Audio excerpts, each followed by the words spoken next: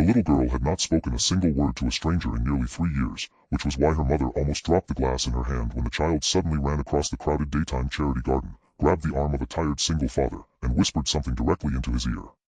But what made the billionaire mother freeze was the look that crossed the man's face afterward. Not surprise, not confusion, but the unmistakable expression of someone who had just heard a secret he had spent years trying to forget.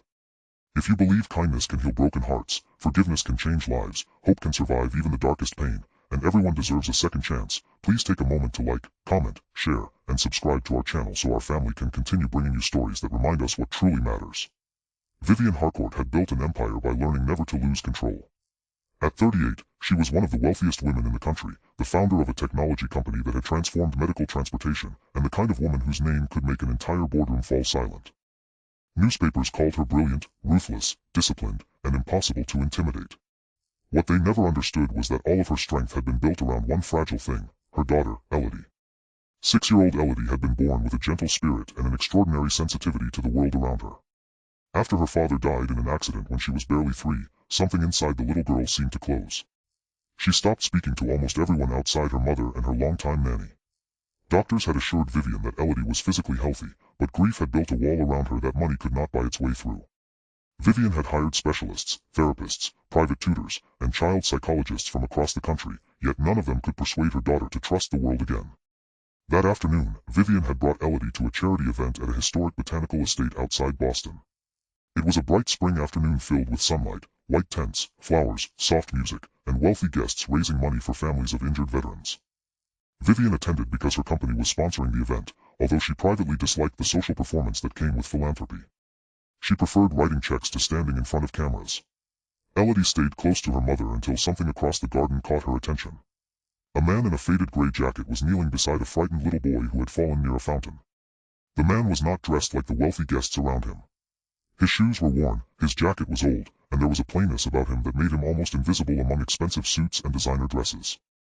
Yet he noticed the crying boy before anyone else did.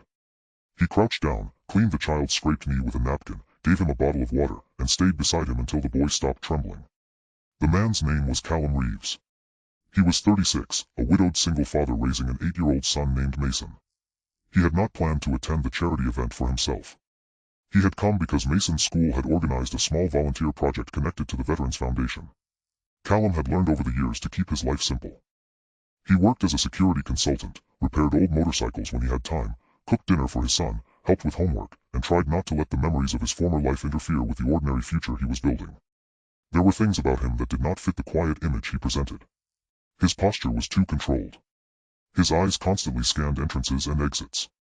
He noticed details other people missed. Even when he smiled, there was a watchfulness beneath it, as if some part of him had never stopped standing guard. Elodie watched him for several minutes. Then, without warning, she let go of her mother's hand. Vivian called her name, but the little girl kept walking. At first, Vivian thought Elodie was going toward Mason. Instead, she crossed the grass and stopped directly in front of Callum. He looked down at her, surprised, and slowly lowered himself to one knee.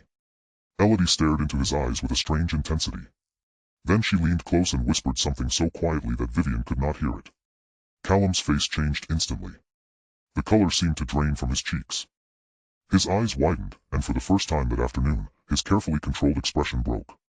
Vivian hurried toward them, fear tightening her chest. She expected Callum to move away. Instead, he gently placed one hand over his heart. Elodie whispered again. This time, Callum closed his eyes. Vivian reached them and gently took her daughter's hand. She asked what Elodie had said, but the girl only looked at Callum. Callum remained silent for several seconds before quietly explaining that Elodie had asked him whether he was the man who had carried a little girl out of a burning building. Vivian froze. She had never heard that story. Neither had Elodie, at least not from her. Callum looked toward the far end of the garden, his jaw tightening. He told Vivian that years ago, while serving overseas with the Navy SEALs, his unit had been involved in a rescue operation after an attack destroyed a civilian compound. He had found a terrified little girl trapped beneath debris and carried her to safety. He had never learned her name. He had never known whether she survived. He had simply returned to his unit and continued the mission. Vivian stared at him. Her daughter had been involved in an accident when she was 3. It had happened during a family trip overseas. Vivian remembered the chaos, the smoke, the emergency crews, and a stranger in military clothing carrying Elodie away from the wreckage while Vivian was trapped behind a damaged vehicle. She remembered screaming her daughter's name. She remembered being pulled free. She remembered seeing the soldier for only a few seconds before he disappeared into the confusion. She had spent years trying to find him. The soldier had never been identified. Callum suddenly understood. He asked Vivian what year the accident had happened. When she answered, he looked at Elodie again. The truth settled over both of them like a weight. He was the man who had saved her daughter. Vivian had imagined meeting that unknown soldier countless times. She had imagined thanking him, rewarding him, finding a way to repay the debt that could never truly be repaid. But standing in front of Callum, she realized he was not the decorated hero she had pictured. He was a tired father holding the hand of his own son, a man who had survived something he did not want to discuss, and someone who seemed almost uncomfortable being called a hero. She offered him money. Callum refused. She offered him a position at her company. He refused that too. She offered to establish a foundation in his name. He gently shook his head. Vivian became frustrated because she was accustomed to solving problems with resources. She asked him what he wanted. Callum looked at Mason, who was playing nearby, and then at Elodie. He said he wanted nothing. He had simply done what he believed he was supposed to do. That answer unsettled Vivian more than any demand could have. Over the following weeks, Elodie began changing. She started speaking more often, first in tiny whispers, then in complete sentences. She asked questions about Callum. She wanted to see Mason. She wanted to know what it meant to be brave. For the first time since her father's death, she began laughing freely. Vivian initially welcomed the friendship, but something about Callum made her uncomfortable. His military past was larger than she understood. She eventually discovered that Callum had left the SEALs after a mission that had cost several members of his team their lives. He had survived physically, but emotionally he carried enormous guilt. One particular teammate, Grant Mercer, had died while helping Callum evacuate civilians. Callum had spent years believing he should have saved him. Vivian also learned that Callum's wife had died from an illness 2 years earlier, leaving him to raise Mason alone. He had lost his military family, his marriage, and nearly his sense of purpose, yet he had never allowed his son to see him surrender. For the first time, Vivian began seeing the man behind the scars. But just as trust began growing, an old accusation returned. A former executive from Vivian's company leaked information suggesting Callum had once been involved in a classified military operation that had gone disastrously wrong. The story spread online, and suddenly people questioned whether the man Vivian had welcomed into her daughter's life was actually a hero at all. Vivian was pressured by her board to distance herself from him. She confronted Callum. For the first time, he looked genuinely hurt by her. He did not defend himself with anger. Instead, he told her that the operation had been investigated years ago and that he had been cleared. But several details could never be publicly discussed because they remained classified. He told Vivian that he understood why she was afraid.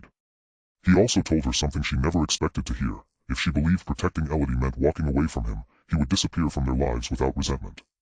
Vivian wanted to believe him, but fear won. She told him they needed distance. Callum accepted it. Elodie cried for days. She asked her mother why people always left when she finally trusted them. Those words broke Vivian. She realized she had spent years protecting her daughter from pain by teaching her that love was something fragile that could be taken away. She had mistaken control for safety. Vivian began investigating the leaked accusations herself. Not because she wanted to prove Callum innocent for the sake of her company, but because she finally understood that she owed him the same fairness he had shown her family. What she discovered changed everything. The leaked documents had been manipulated. Callum had not caused the mission's failure. He had actually disobeyed a dangerous order because he discovered civilians were trapped inside the compound. His decision saved 7 lives, including a group of children. Grant Mercer had died covering Callum during the evacuation. Callum had spent years blaming himself for surviving. Vivian also discovered something else.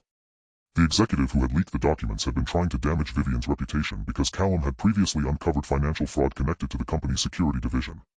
The attack had nothing to do with protecting Elodie. It was revenge.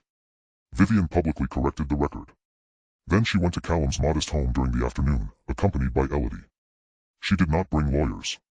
She did not bring money. She did not bring a press team. She simply stood at his door with tears in her eyes and admitted that she had been wrong. Callum listened quietly. Vivian told him she had spent her entire life believing that if she had enough money, enough influence, and enough control, she could prevent the people she loved from being hurt. But her daughter had taught her something no business deal ever could. Sometimes protecting someone meant allowing them to choose whom they trusted. Sometimes loving someone meant accepting uncertainty. Then Elodie stepped forward. She wrapped both arms around Callum. Callum froze. For a moment, he looked overwhelmed. Then he knelt and hugged her back. Mason joined them, and suddenly 4 wounded people stood together in the bright afternoon sunlight, none of them perfect, none of them completely healed, but all of them willing to try. Months passed. Vivian changed the way she ran her company. She created a program for veterans transitioning into civilian careers, not as charity but as a genuine opportunity. Callum eventually agreed to lead it. He never accepted a grand title or demanded recognition. He simply helped other veterans find the purpose they thought they had lost. Elodie continued speaking. She still had difficult days. She still missed her father. She still struggled when people raised their voices. But now she knew that grief did not have to mean silence. Callum continued raising Mason. And somewhere along the way, Vivian and Callum became something neither had planned. Their relationship grew slowly, carefully, without promises made too quickly. They learned each other's fears. They learned when to give space and when to stay. They discovered that love was not about finding someone without scars. It was about finding someone who understood how to hold yours without using them against you. One afternoon, nearly a year after the day Elodie first whispered to Callum, Vivian returned to the same botanical garden where everything had begun. The charity event was being held again, this time honoring veterans and their families. Elodie stood beside Callum while Mason chased butterflies through the grass. Vivian watched them from a distance. She remembered the little girl who had once been too afraid to speak. She remembered the soldier who had carried her daughter from danger. She remembered the wealthy woman she used to be, the woman who believed she could purchase solutions to every problem. Then Elodie ran toward her. Instead of whispering, she shouted across the garden with the carefree joy of a child who finally felt safe. Vivian laughed through her tears. Callum stood beside her. He told her that sometimes the people who save us do not look like heroes. Sometimes they arrive tired, carrying their own wounds, asking for nothing. Sometimes the greatest miracle is not being rescued from danger, but being given a reason to believe in life again. Vivian looked at him and realized that was exactly what had happened to all of them. Elodie had saved Callum from believing his past was all he had left.